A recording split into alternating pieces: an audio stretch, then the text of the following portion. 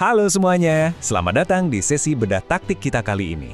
Gini, sebagai penikmat sepak bola, kita pasti sering banget kan dengar perdebatan di tongkrongan atau di media sosial. Pertanyaannya selalu muter-muter di situ aja. Liga mana sih yang lebih jago? Atau tim mana yang paling tangguh di muka bumi?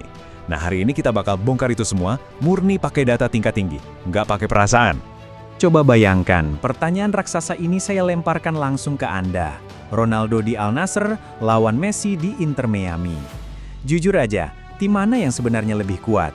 Kalau kita cuma ngandelin eye test alias murni dari nonton cuplikan gol doang, debatnya nggak bakal kelar. Sepak bola modern butuh metrik global yang pastinya harus 100% objektif dan tanpa bias.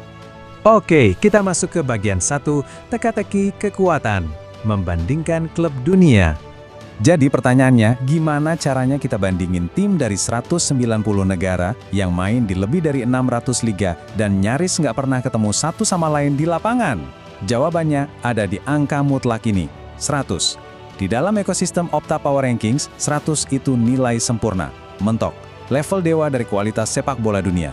Pertinjauan Juli 2026, angka absolut ini dipegang oleh Arsenal di kubu sepak bola pria dan Barcelona di kubu sepak bola wanita. Setiap tim di dunia itu diukur berdasarkan seberapa dekat mereka dengan dua pemegang angka sempurna ini. Skala sistem ini sungguh luar biasa masif. Ada lebih dari 13.500 tim putra dan 2.500 tim putri yang masuk radar. Dan yang perlu dicatat, algoritma untuk tim pria dan wanita ini berjalan secara terpisah dan mandiri. Jadi ini murni dua peta kekuatan raksasa yang bekerja sendiri-sendiri dengan tingkat akurasi yang gila. Lanjut ke bagian 2, sistem rating ELO. Mesin taktikal Opta. Mesin utama dari evaluasi ini sebenarnya diadaptasi dari dunia catur ke lapangan hijau. Buat saya sebagai analis, konsep ini brilian banget. Kenapa? Karena ini adalah pertarungan zero sum yang benar-benar kejam. Di atas lapangan, nggak ada poin gratis. Setiap satu poin elo yang berhasil dimenangkan oleh sebuah tim, itu artinya poin tersebut dirampas secara langsung dan presisi dari lawannya yang kalah. Sikut-sikutan yang sesungguhnya. Mari kita selami lebih dalam mekanismenya. Kalau tim elit menang lawan tim gurem, ya, hal yang emang udah sewajarnya, poin yang ditukar itu kecil banget. Tapi, nah ini serunya, kalau ada kejutan atau upset di mana tim mediocre berhasil menumbangkan raksasa, transfer poinnya bakal masif. Tim besar dihukum habis-habisan. Terus kalau hasilnya seri, sistem dengan cerdas bakal ngasih cipratan poin ke tim yang peringkatnya lebih rendah, karena mereka berhasil nahan imbang tim kuat. Masuk ke bagian 3, harapan gol atau XG, penyempurnaan modern. Kita semua tahu, di sepak bola, papan skor kadang suka bohong. Bisa aja kan satu tim ngurung lawannya full 90 menit, malah kalah gara-gara finishing yang buruk. Disinilah metrik XG hadir. Sistem ini dioptimalkan dengan cara yang sangat rapi untuk memprediksi performa masa depan. Bobotnya dibagi, 20% mengambil dari data XG kalau tersedia, dan 80%-nya tetap menghargai hasil nyata di papan skor. Ini perpaduan yang sangat pas antara realitas hasil akhir dan kualitas performa asli di lapangan. Biar gampang, kita ambil contoh kasus nyata saat West Ham nahan imbang Manchester City 1-1. Secara logika, West Ham harusnya panen poin besar dari hasil ini kan? Tapi masalahnya, City mendominasi XG telak banget, 2,03 berbanding 0,54. Karena dominasi taktik ini, sistem langsung meredam kerugian poin City.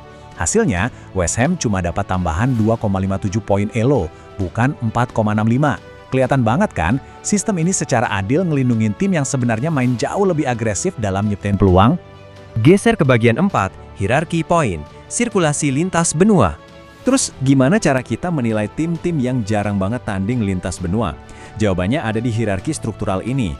Bayangin ini kayak efek domino. Misalnya nih, Manchester City tanding lawan klub Brazil Vasco da Gama. Nah, saat laga selesai, yang diupdate bukan cuma poin kedua tim. Sistem secara otomatis menyaring pembaruan itu ke seluruh ekosistem global. ELO, benua Eropa dan Amerika Selatan bakal ikut menyesuaikan, lalu mendistribusikan aliran kekuatan itu ke setiap liga di bawah benua-benua tersebut. Terkoneksi semuanya. Lanjut ke bagian 5, pemantauan bakat, aplikasi studi kasus. Mesin ini ternyata bukan cuma buat mengukur kekuatan klub, tapi juga senjata mematikan buat scouting pemain. Coba perhatikan komparasinya. Kita bandingkan striker yang lagi naik daun, Igor Thiago, dengan sang monster pencetak gol, Erling Haaland. Kalau kita bedah angkanya dengan teliti, kelihatan banget kualitas asli mereka. Kedua striker ini justru mencetak gol dengan intensitas luar biasa tinggi pas lawan tim-tim dari golongan elit absolut, alias yang masuk daftar top 100 dunia. Lebih spesifiknya, statistik Igor Thiago ini beneran bikin geleng-geleng kepala. Bayangkan dia bisa mencetak 1,21 gol per 90 menit saat menghadapi tim-tim tangguh, tapi lucunya cuma nyetak 0,27 gol pas lawan tim mediocre. Ini bukti nyata kalau dia adalah big game player sejati. Jauh banget dari sebutan pemain yang cuma jago kandang lawan tim gurem. Metrik power ranking sini terbukti ampuh buat nyaring kualitas murni dan ngebongkar statistik gol yang kelihatannya aja fantastis, tapi ternyata kosong. Terakhir, bagian 6, kesimpulan, peta kekuatan global. Dari memantau satu pemain sampai mengevaluasi puluhan ribu klub sepak bola, skala raksasa ini berhasil menyaring seluruh kerumitan taktik menjadi satu metrik standar. Jadi, poin krusialnya, mari kita kembali untuk menjawab pertanyaan besar di awal pembahasan tadi. Berdasarkan data yang murni, dingin, dan paling objektif yang kita punya, Al Nassr saat ini duduk mantap di peringkat 86 dunia. Sedangkan Inter Miami, mereka harus puas berada lebih rendah di peringkat 102. Data sudah bicara. Dan pada akhirnya, ini semua meninggalkan kita dengan satu pertanyaan tajam. Seberapa banyak sih dari pengetahuan dan perdebatan sepak bola kita sehari-hari yang cuma didasari sama persepsi atau sekedar nama besar? Dan seberapa siap Anda buat menyelaraskan opini itu dengan realitas objektif yang dibongkar oleh data-data ini? Silakan direnungkan. Terima kasih sudah menyimak sesi bedah taktik hari ini dan sampai jumpa di analisis berikutnya.